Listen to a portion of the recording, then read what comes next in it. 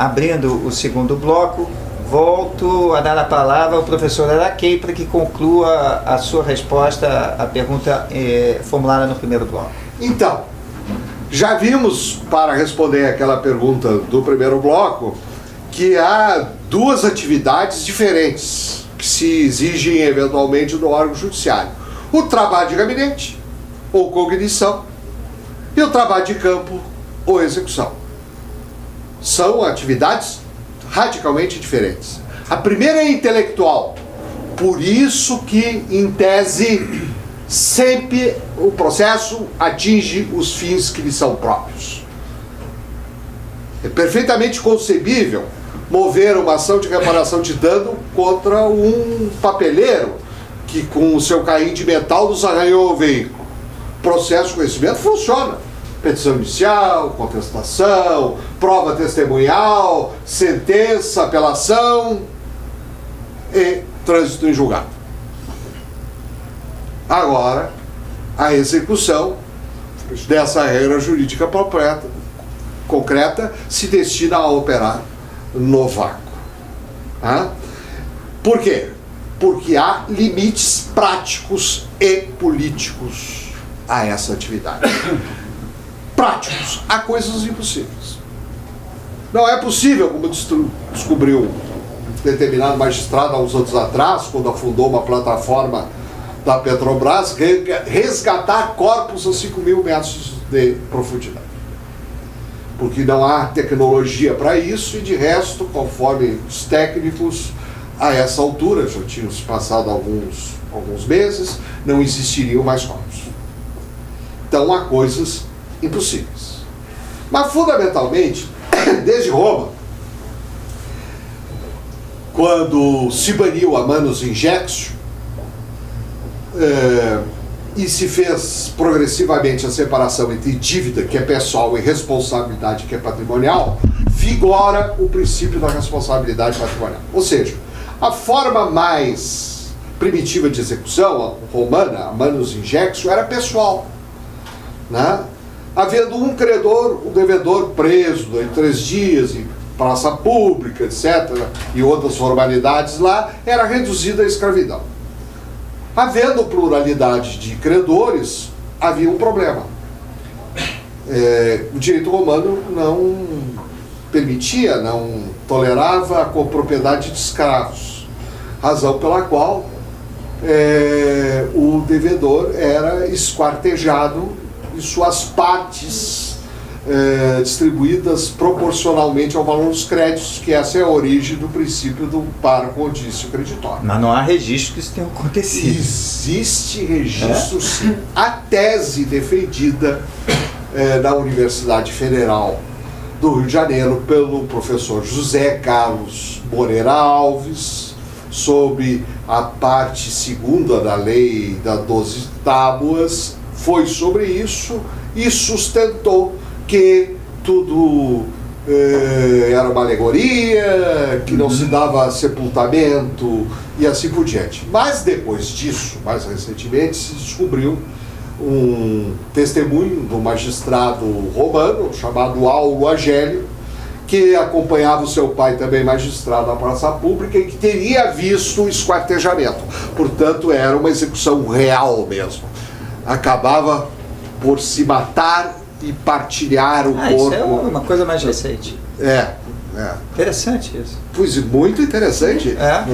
Mal comparando, mais ou menos o que se quer fazer atualmente com os executados. Dando aso muitas vezes à vontade do credor, né? Exatamente. Então se instituiu o princípio da responsabilidade patrimonial, que é um princípio político, ou seja, ou há patrimônio ou não há patrimônio. Lembre-se da metáfora da nota promissória assinada pelo mendigo.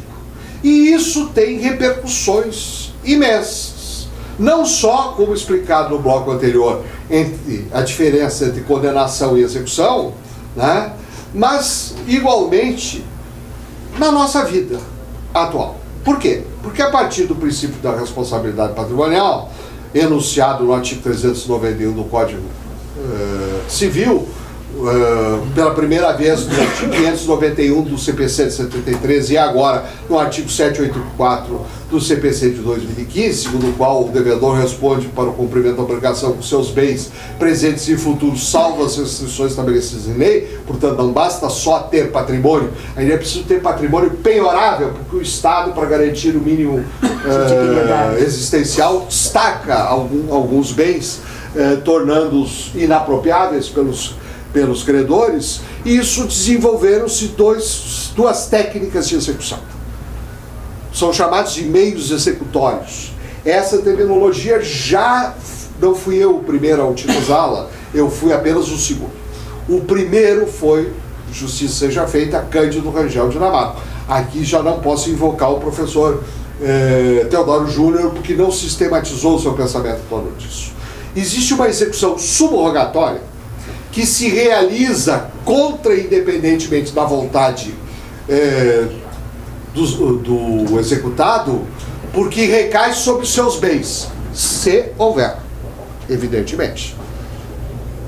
E que satisfaz, mais concretamente, entrega de coisa certa ou incerta, meio executório chama-se desapossamento, obrigação de fazer fungível, ou seja, aquela que qualquer outro pode fazer, através da transformação, e principalmente a obrigação pecuniária, através da expropriação, né, cujos mecanismos estão previstos no artigo 824 e 825 do atual Código de Processo Civil. Mas esse esquema só subrogatório entrou em choque, recebeu uma atenção específica nas obrigações de fazer infungíveis, que segundo o Código Civil francês se transformava em perdas e danos, ou seja, não seria possível a satisfação do credor em natura no plano do direito material. Os sistemas jurídicos reagiram contra isso, instituindo vários mecanismos. O mais prestigiado, o mais efetivo é o Contempt of Court. Mas, infelizmente, cláusula constitucional pré-exclui, exceto no caso do devedor de alimentos. Há um sistema misto alemão e há principalmente o sistema francês da astreinte ou da multa pecuniária cumulativa e progressiva. Multa essa que, todavia, tem um problema. Ela só intimida quem tem patrimônio. Portanto, voltamos ao princípio. Enfim, então se desenvolveram os meios de coerção de duas espécies. A patrimonial ou multa e a pessoal ou prisão. O que é meio de coerção? É uma intimidação, uma pressão psicológica. Como observou Michele Giorgiani, o adimplemento é penoso para o obrigado, apesar de dever. Então coloca-se o obrigado perante dois termos de alternativa: o pequeno sacrifício do adimplemento ou um mal maior. Que mal maior? Pagar uma multa de valor escorchante, cumulativa e progressiva. Ou a prisão. Prisão é como o sistema jurídico da common law reage com muita eficiência à recalcitrância dos destinatários da ordem judicial. Como dito, entre nós, só o devedor de alimentos. Tá? Se o devedor de alimentos é preso e não paga, continua devendo. No máximo, hoje é o estado da questão, a prisão pode ser prorrogada pela mesma dívida até 3 vezes. Isso é um pormenor muito importante. Né? Ou seja, a consequência jurídica desses mecanismos, como sustentava Luigi Ferrara no início do século XX, estão pré-determinadas. E da multa, da astreinte, também. Se nada obstante o devedor resiste, não paga a multa, o que lhe acontece? A favor do beneficiário da multa, cria-se um crédito pecuniário que há de ser executado. Portanto, a consequência jurídica também está pré-determinada. As partes sabem o que pode acontecer.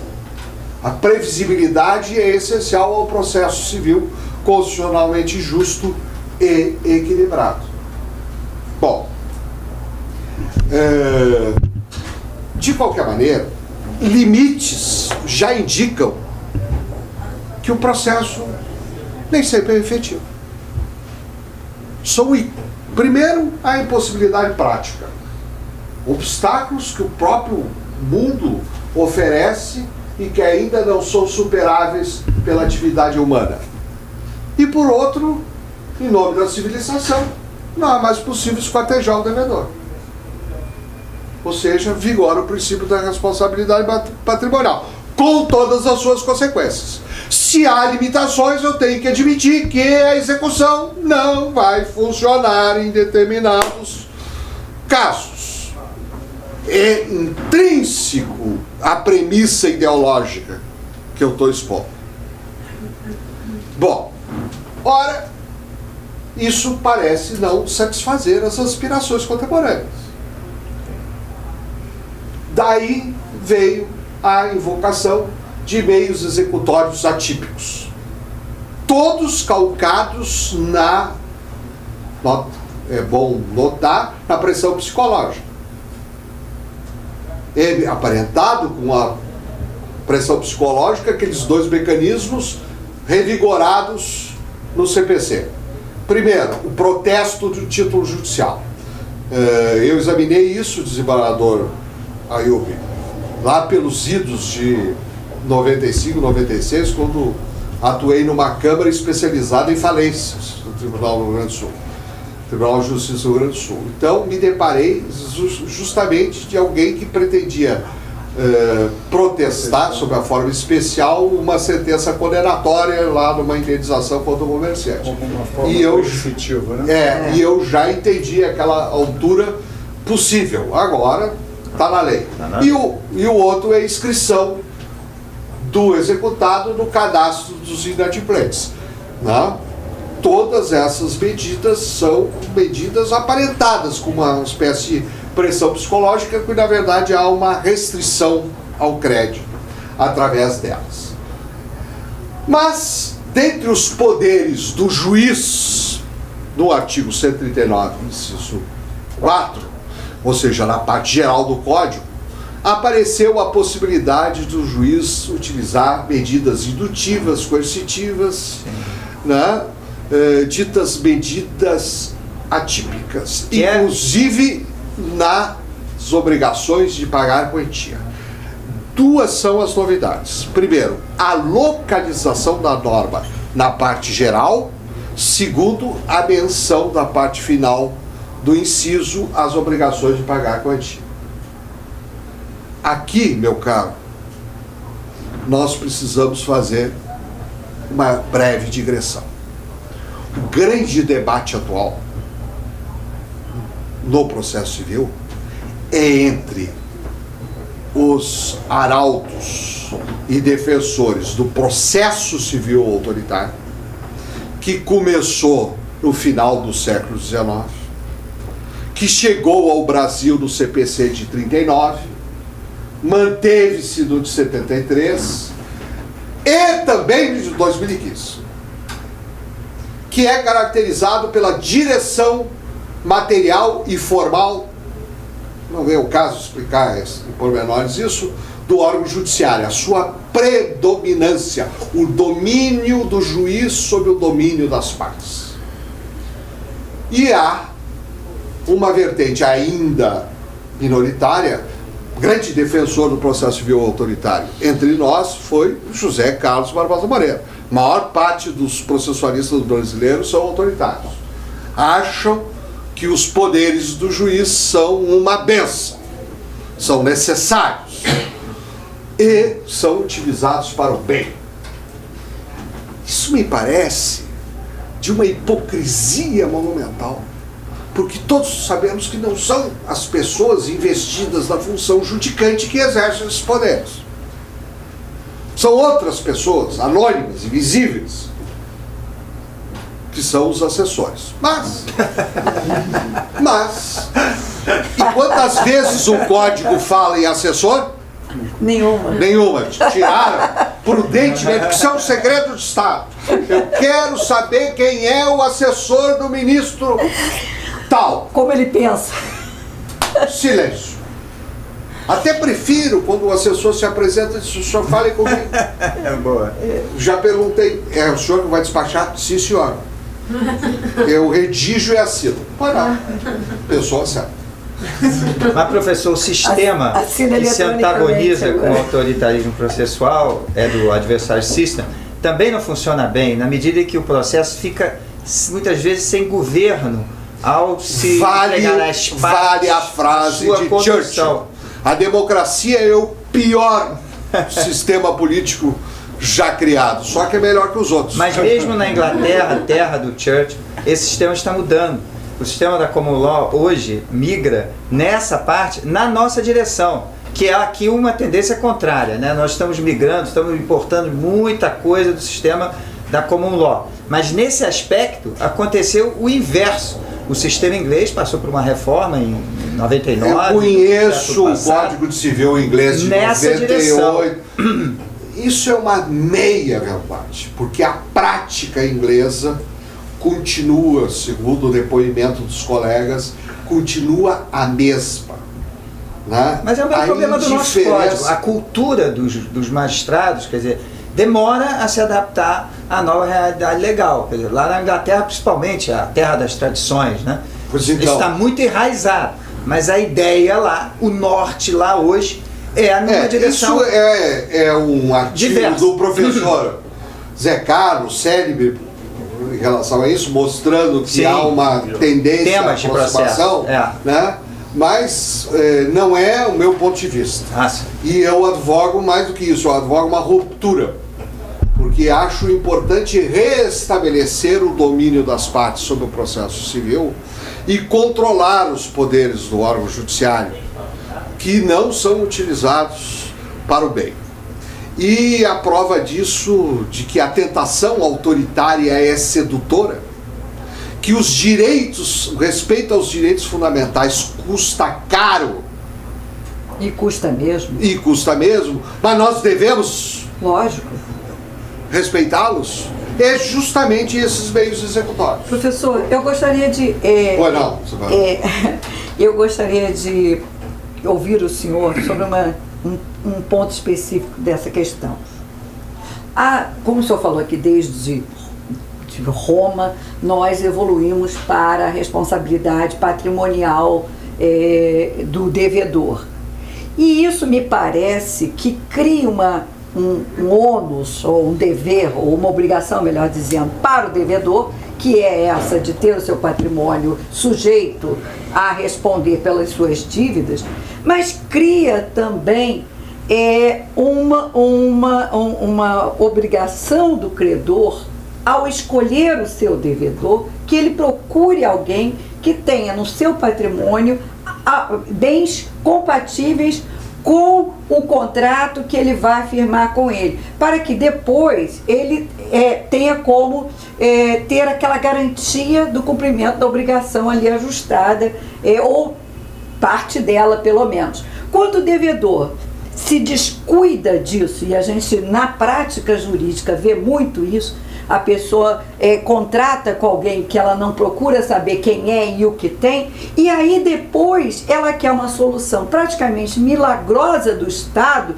para satisfazer a sua obrigação, quando ela mesma não teve o cuidado e a cautela de buscar um credor que ela sabia que precisava ter um patrimônio para responder por isso. Concordo integralmente. Professor, só que estamos terminando esse bloco, se o senhor me permitir, eu vou formular já uma pergunta, Por favor. para que o senhor no terceiro bloco já possa responder.